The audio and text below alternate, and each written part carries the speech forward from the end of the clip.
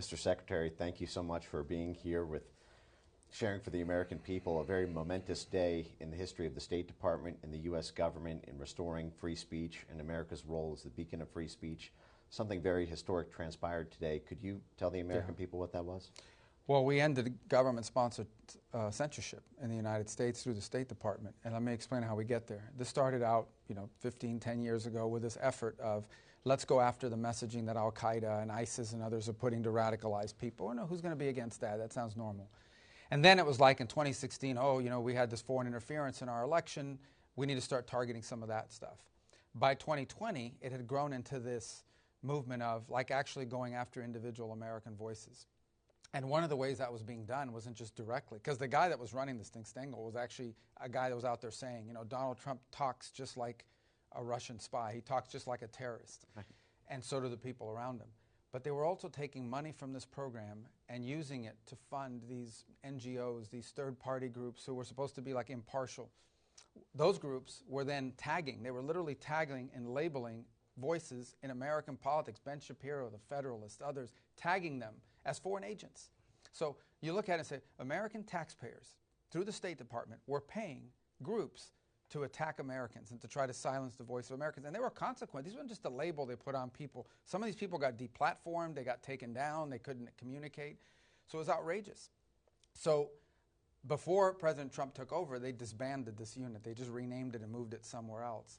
But now, over the last few months, we've worked on it and just taken it down. And to the extent we're spending money now, we are going to spend money on messaging. It's going to be pro-American messaging. And it's going to be incentivizing and protecting free speech, which is threatened in all over the world, including countries that are allies of ours. The best way to counter disinformation, if that's what people are thinking is out there, the best way to counter disinformation is free speech, is to make sure that what's true has as equal or greater opportunity to communicate as what's not true. We've learned that the hard way. But when you turn disinformation into a weapon, a political weapon, a label that you can use to go after people you don't like and say, anything that person's saying is disinformation. Well, listen, I read mainstream newspapers every day, or I watch mainstream broadcast every day that I know are disinformation. Okay, we have an issue right now. They keep calling it Maryland man deported to El Salvador. No, not Maryland man, El Salvador citizen deported to El Salvador. That's disinformation. Every day, a U.S. senator yesterday said that this guy was a kidnapped American citizen, and they published it in the article without any fact check. He's not an American citizen. So the important thing is that we have free speech so we can counter that, so we can say this is not true. That's the way you handle that. And, but we have instances now in Western countries where people are being arrested. You've seen this. I'm sure you know what I'm talking about. Absolutely. People are out there, they put a post, and the cop comes knocking on their door. You're going to go to jail for 60 days for posting something online. Right. This is crazy stuff that's happening around. The Vice President addressed this in a speech at the Munich conference back in February. Yes. So we got a lot of work to do, but the most important thing is we're going to make sure that as we communicate to the world, it's going to be pro-American. Things that build up what this country's working on and explaining what we're doing, not attacking Americans who are exercising their First Amendment rights. The classic work of the State Department in the 20th century. Yeah, and you mentioned this network that was paid through the State Department through grants and contracts, and my understanding is that network also targeted the Undersecretary for Public Diplomacy, Darren Beattie, who I believe played an important role in this restructuring as well. And credit to you and to the Undersecretary. One of the questions that remains, this is obviously amazing news, I think, to the entire American people about the defunding and the restructuring. There are lingering questions about what was done during that period, where we now have so many people wondering, was I censored because of something the State Department did? Was my news organization bankrupted? Were advertisers contacted about it? And there are aggrieved parties. There's an important historical record that needs to be unearthed. There are active lawsuits. There are many reasons for a public disclosure effort on top of this development today. Are there any efforts underway to be able to have a kind of GEC files as there were for the Twitter files? Yeah, so I think what we have to do now, and Darren will be big involved in that as well, is sort of document what happened. Because one thing is to say it in a broadcast like this, another thing is to actually put it on paper. And there's two reasons to do it. The first is because I think people who were harmed deserve to know that and be able to prove that they were harmed. And then the other is to make sure it never happens again. right? So that 10 years from now, when someone has a brilliant idea like this again, not brilliant idea like this again, you can point to that and say, oh, this was done once before, and here's a reason why we don't. That's why accountability is important in these things, because it doesn't just provide justice, but it also prevents it from happening in the future. You have something you can point to at the same time and say, these are the kinds of things we want to stay away from. And, it's also a very important lesson here. If I take you back 15 years and I ask somebody, do you think we should be doing more to make sure ISIS and Al-Qaeda are not radicalizing people online? 15 years ago, we would have said, yeah, of course. Right. But look what that turned into. Right. And I'm not saying obviously we don't want ISIS radicalizing everybody, but you have to understand that sometimes some idea that starts out as innocuous or maybe even good intention, whatever, can metastasize, becomes a weapon that can be turned into something else by someone else. That's a valuable lesson here. And everything we do, you have to understand that when you create something, what you created and what it turns into are not necessarily the same thing, especially when the people in charge change. Right. A Frankensteinian monster that takes right. on a life of its own. So then that is to say you can commit to the American public now that there will be a transparency effort to actually... Yeah, that's already started. Because I think as part of justifying doing all this, we had to document this, right?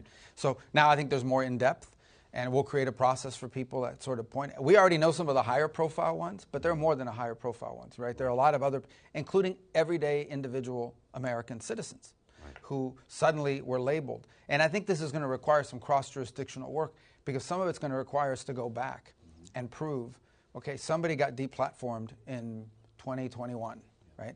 And like in the middle of COVID, 2020, someone got deplatformed, and tracking, we can prove that. People can show, hey, I got deplatformed by the old Facebook or by the old Twitter or whatever. But then linking that to why were they deplatformed? Who told them to deplatform? And if we could somehow, with internal review, create a linkage between some information that came from something the State Department paid for and an actual aggrieved party, that's what's important. Because I think that one thing is to point to the high-profile cases, which we're aware of. But I think when people see that there were actually just individual, everyday Americans that were deplatformed, and for whatever, silenced because somebody associated with this program identified them, I think that's what's really going to be eye-opening to a lot of people. But we didn't want to wait for that to take action. We know enough to already act. Right. But we obviously want to know the depth and the scope of this. That's going to happen. Yeah. Right. It's already happening. This is a program that has been shrouded in secrecy. Journalists like Matt Taibbi have tried to FOIA for many of these grants and contracts and have encountered the stonewall. So this is, I think, amazing news. Yep. I know that you're a very busy man and appreciate all the time here. So the final question is on the international stage. As you are repositioning the State Department to have the U.S. once again be the global beacon for free speech and liberty, we face threats around the world from censorship laws coming out of the European Union, coming out of Brazil, coming out of really a network of countries that have taken the legitimacy of things like the Global Engagement Center and said, oh, it's okay in the Western world to have media literacy programs, information integrity, disinformation programs. And many of those Global Engagement Center ecosystem partners have been involved in the shaping of those foreign laws. Many have been funded by the State Department and USAID, being signatories on the EU Code of Disinformation, implementing the EU Digital Services Act, which was threatened to be turned against Americans when Elon Musk famously had that X-Space with Donald Trump during the election season. So my question to you is there any insights that you can provide to the American people about how the State Department is going to go about once again restoring free speech in a world where we are facing foreign threats from the European Union and Brazil and other places to Americans' ability to talk to Americans? So the first thing, obviously, is our number one priority is Americans. So we don't want to see an American who happens to be living in London or happens to be living in Europe post something online about American politics or any politics, and all of a sudden they're facing ramifications over there, or they're denied entry, and something happens, we're denying them into our country, or we're going to arrest them because they posted something while living overseas. So our number one interest is the impact it has on Americans. The broader point, which is the one I think the Vice President made very clear in Munich at the security conference, and people freaked out about what he said, but it's true. What is it that links us with Western Europe? What is it that links us with these? It's our shared values. And one of those shared values, we hope, is freedom of expression. I know they don't have a First Amendment, but freedom of expression, right? And if that is eroded, if suddenly these become places where people are targeted because of what they said or what their opinion is, then one of the pillars of our shared interest, beyond military cooperation, beyond anything else, is under attack. And I think he made a very vibrant point that in some ways you are attacking, by attacking freedom of expression, you are attacking one of the pillars of our shared interest, our shared culture, our shared values. And so I think we raised that. We've raised that. I mean, I can tell you we were at an Oval Office meeting with the Prime Minister of the United Kingdom, and this issue came up. So this has been raised. It becomes part of our diplomatic situation that we raise when we interact with foreign interlocutors. I think what's troubling is we understand, like, that's always going to be an issue when you certain countries around the world, but when you're dealing with Western European allies, and that's who you're talking to about this stuff, it really tells you how far it's gone and how big a problem it is. So that's a new thing for us to have to raise in those capitals, but we do it, and we do it everywhere. And I personally witnessed the President and the Vice President raise it with multiple foreign leaders. And I think you're going to continue to see an emphasis on that in our diplomacy and what we talk about. That's fantastic. And I think the actions today will send a message to those foreign bodies that what was done for a very brief period here, really in the scope of our history, is not a legitimate way to pursue international laws. And just on the EU Digital Services Act, I'd feel remiss if I didn't mention that the EU commissioning body there threatened Elon Musk, a non-EU citizen, talking to Donald Trump, a non-EU citizen running for president, and threatened them specifically not to talk about the unrest, the street protests in the UK at the time. The UK is no longer a member of the EU, so the EU was threatening, and today we're hearing they're threatening $1 billion in fines against X for non-compliance with disinformation. And we've seen the head of their commission target non-EU citizens talking to non-EU citizens about non-EU territories.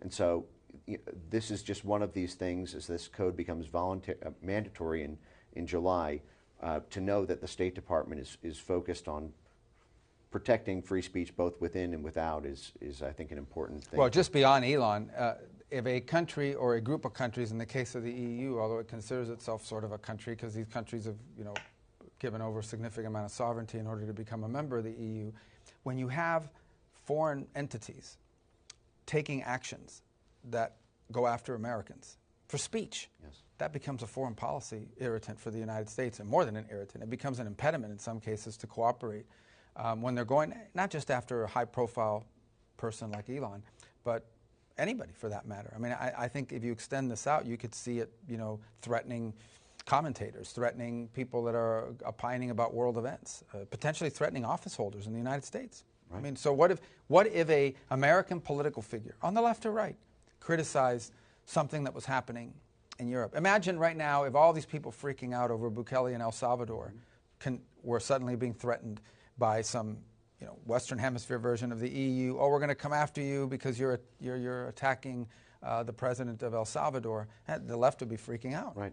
So I think that this is a very legitimate issue for us to raise as a bilateral, or in this case with the EU, irritant in our foreign policy. It has to become part of one of the things that we raise when we interact with them about the impact this is having on American citizens. At the end of the day, the number one priority of the State Department is to serve the national interest of the United States and the interest of the American people. We work for the American people. Right. It's the United States Department of State. Yes. So that we need to return that principle in everything we do, including this. Right, and this is such a fair and frankly merciful way of doing this as well. Sounds like you don't want the power to go after the other side for misinformation and things like this. Oh, we would be here all day. Yeah, right. I could build a whole building to go after that. Right, exactly. But the best way to do it is just to say they're lying, here's the truth. Right. That's why we have things like this today. Right. And that's why we're able to interact with you and others. That's the best way to do it. And it's annoying, don't get me wrong. I mean, they say things that aren't true. Every day stuff is leaked in the press that's reported on as fact, and it's not fact. Right. Or stuff is reported in commentary, look, commentators say what they want. Mainstream newspapers and mainstream media outlets report things as fact that are completely not true. So our approach to that is not shut them down, not fine them. Right. Our approach to that is to say they're lying. Here's the truth. Right. It's harder, it's annoying, but that's the best way to do it.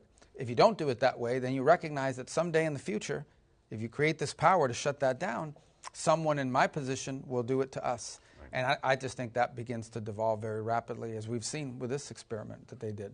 You're putting the censorship gun down, and the American people are incredibly grateful for it. So thank you so much. It was the right thing to do. Thank you. And thanks for your attention to this topic. I know you've been on this a long time. Thank you, Mr. Secretary.